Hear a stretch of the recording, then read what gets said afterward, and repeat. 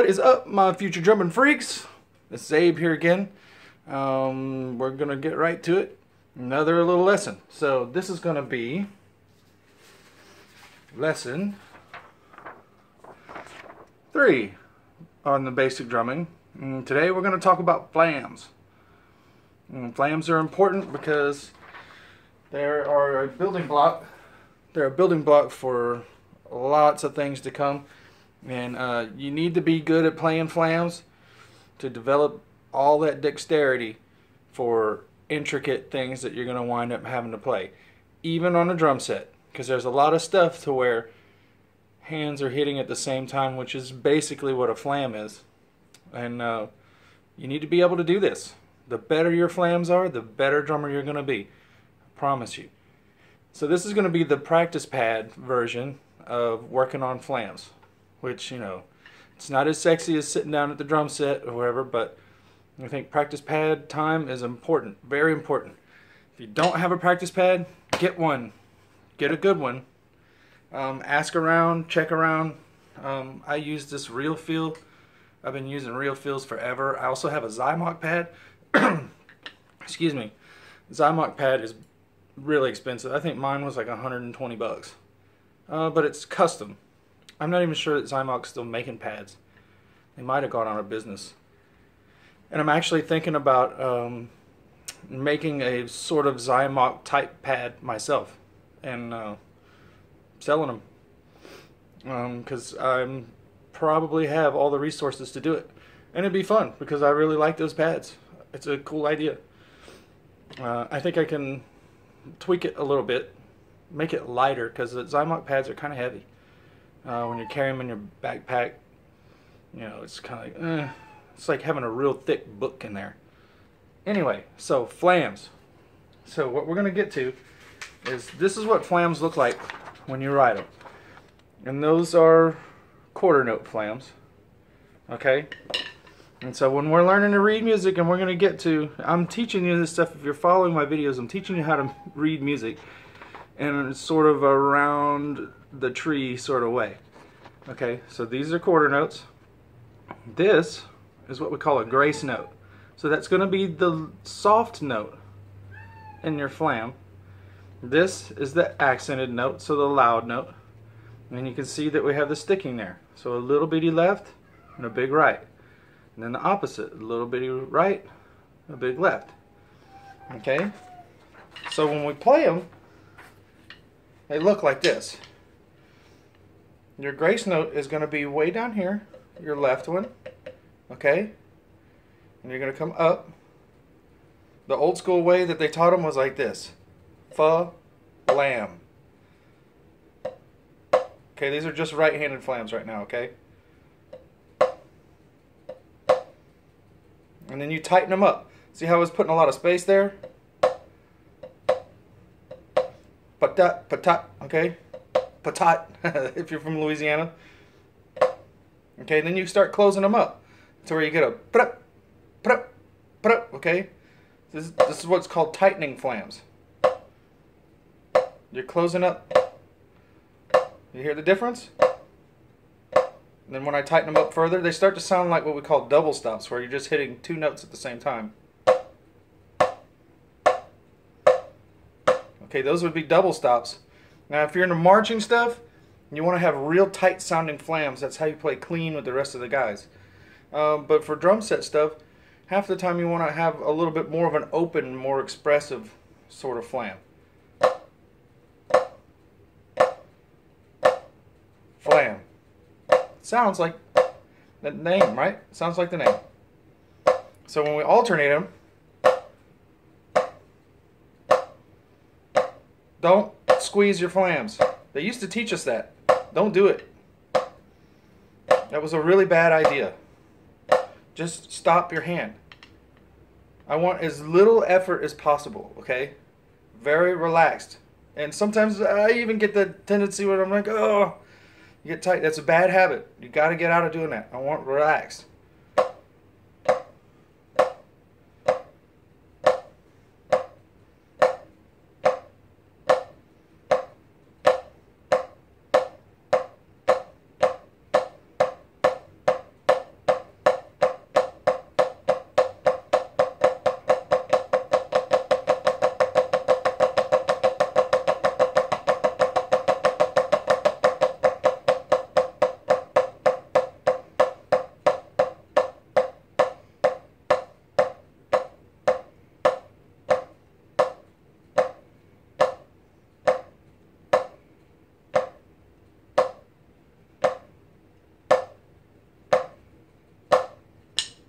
Okay?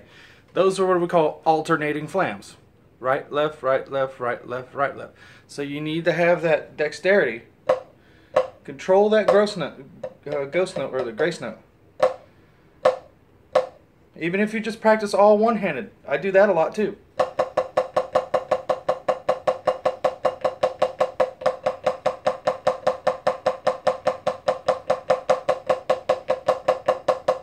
Oh, left's getting out of control there. You see that? It's tricky.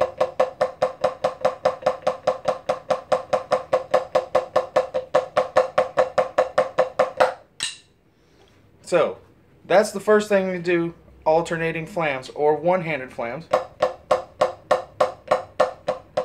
And work on playing them both ways.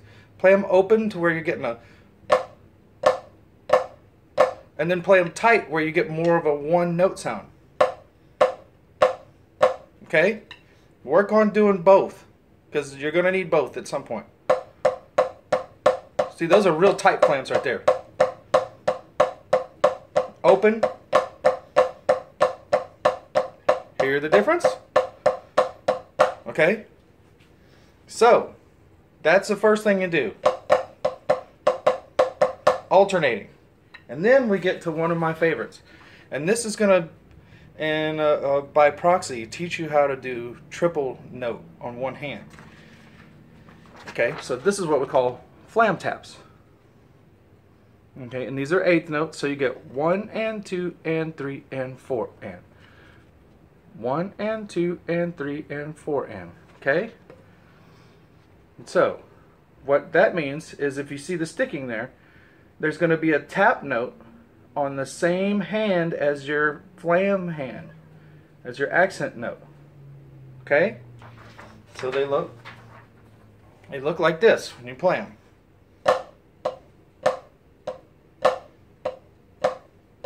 Flam, tap, flam, tap.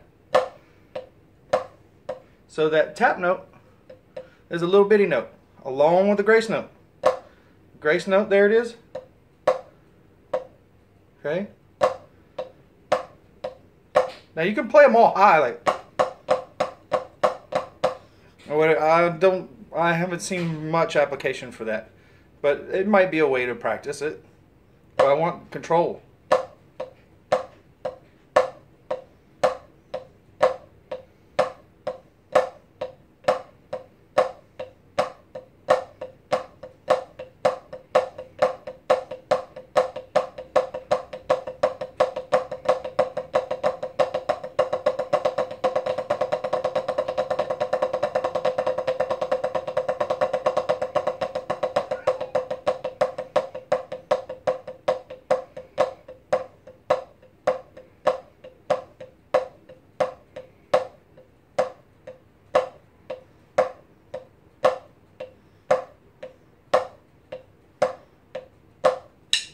Okay, got it?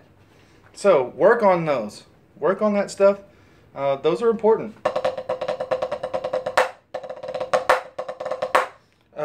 Flams are going to be on top of everything, especially if some of you young cats are going to wind up in marching band or something like that. You're going to wind up putting... That's basically flam accent number 1 stuff, which is another lesson, which I'll teach real short. Those. Flam taps, I love those. Because watch what each hand is doing. See what's happening there? That's what's happening.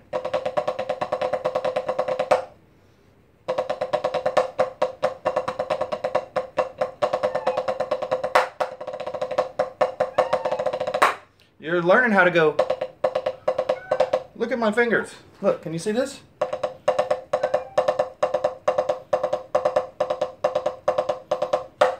Same thing. Okay, so work on those. Those are one of my favorite things. Then we'll get to inverted flam taps, which the tap is also on the same hand as the grace note. Those are fun.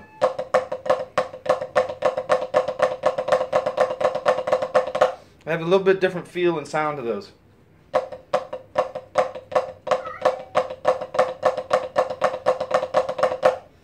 Anyway, so I hope that gets you started on flams. So now let's get to business real quick. If you've been checking out my channel and you're learning stuff and you like it, I know you're out there and I know who some of you are. I'm doing this for free right now, but I'm trying to do this more full-time along with playing my gigs. So what helps me is if you become a Patreon, it's easy. Even if you sign up for just $1, each subscriber $1 per video, that helps me out a ton. So there's also a cool thing called Venmo that's out there, and that's my ID on Venmo. You can drop tips in there. It's easier to use than like PayPal or any of that. I set mine up in like 4 or 5 minutes and was ready to go. It links to your Facebook. You can find friends. You can find me there if you search for that ID. And it's a really easy way to just exchange money and pay for stuff or tip people. Because this stuff, I promise you, that I'm going to try to build this channel and I'm going to try to teach out a lot of cool stuff. And I'm going to have other instructors come with me and show you some cool stuff. To do that, I've got to generate some more money for this. So every little bit that you give helps. So check this out. Tipping is not just a city in China. So if you want to see cool drummers come, I mean, I might try to, if I get enough cash, I will get like a really big name guy to come and hang out with us. I mean, I can get Scott Johnson on the phone real quick. We can do people like that. There's local guys around here, Ernie Jarawa, all kinds of people. Terry Bozzio's in town a lot. I'd love to have him sit and at least do some practice pad stuff with us. Because I would probably have to rent a place for him to bring his drum set, because anybody that knows Terry Bozzio knows he has like 1 billion drums in his kit, and it's awesome. But please, like, subscribe, and sharing my videos is a big deal too. The more you share, the more we spread the word, and the more that I can help do this. And hopefully I can start doing it more full-time, dedicate more time to these lessons. So anyway, I hope you're getting started. I hope you like my stuff.